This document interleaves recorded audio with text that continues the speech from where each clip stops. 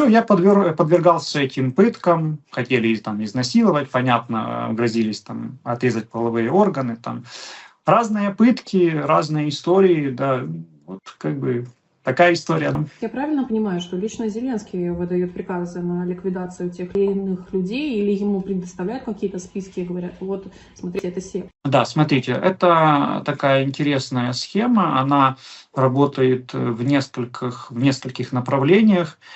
Первое – это именно политическое преследование, да, допустим, политическая ликвидация там, или приструнение, да, если есть такое слово. Это именно Зеленский, то есть он сам просматривает социальные сети, он сам смотрит за активностью тех или иных народных депутатов, там, общественников и так далее. Он сам листает телефон, все это просматривает и конкретно дает задачу. Там, да, вариант припугнуть, да, там, скажите, что заведем там уголовное дело.